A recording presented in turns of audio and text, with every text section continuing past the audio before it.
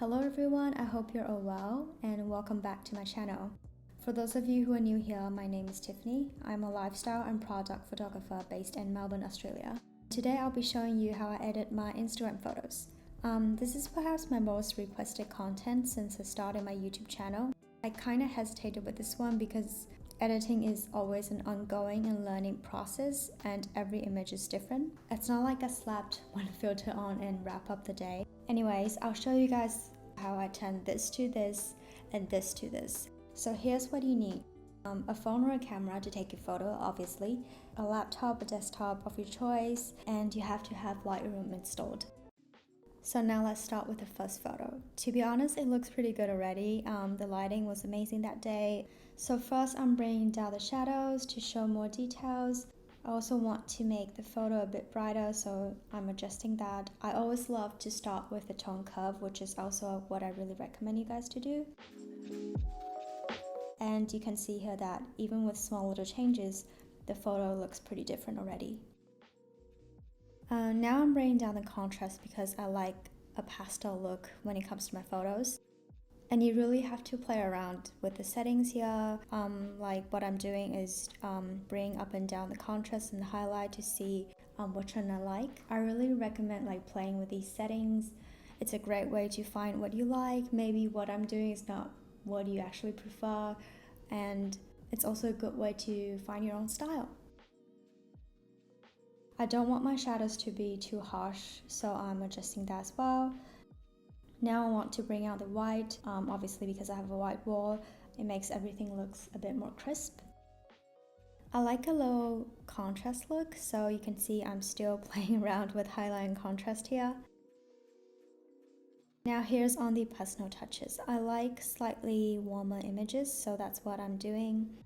And now I'm bringing down the saturate for a subdued look. To me that looks more, organic and a bit more feminine.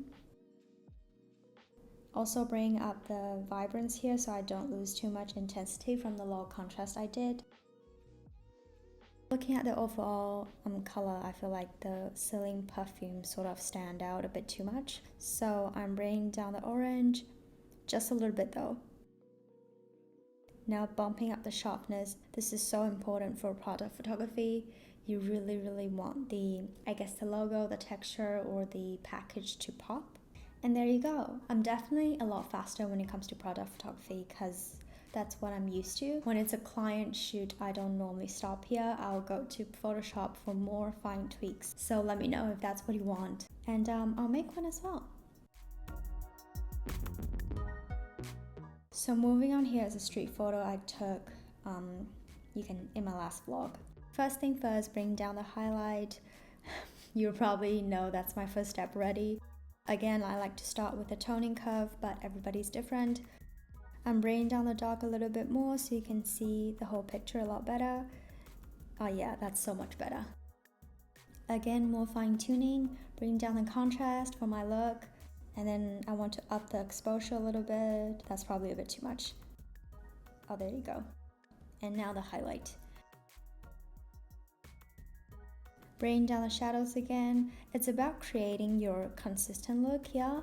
Like some might think the high contrast shadow look is their liking, but personally I don't really like it. So that's why I'm changing it so much. Clarity is also a good way to go for when you sort of want to save or enhance any of the midtones. Now onto the colors. I want the sky to pop a bit more, so I'm playing with the blue and the orange part on the roof. Green for the trees because they were a bit covered by the darkness. It looks a bit too pale right now. I think I was playing it too much. So now I'm adjusting that. But I still want to keep that little contrast feel, so keep tweaking.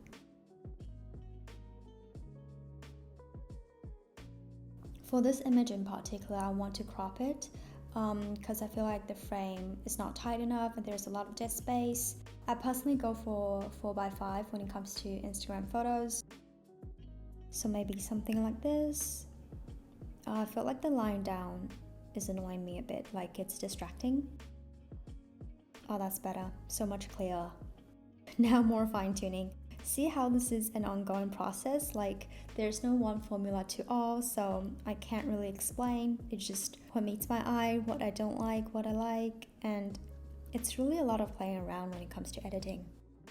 I had to cut down some clips because it was really just me staring at the photos, and on your end it will be really weird because then the video is not moving. That being said, thank you so much for watching, and if there's anything else about photography that you want to know, please comment below. Whether it's finding your own style, creating a consistent style, editing with portraits, or how I manage my files in Lightroom, my gear. And don't forget to like and subscribe, I really appreciate that, and I'll see you guys next week.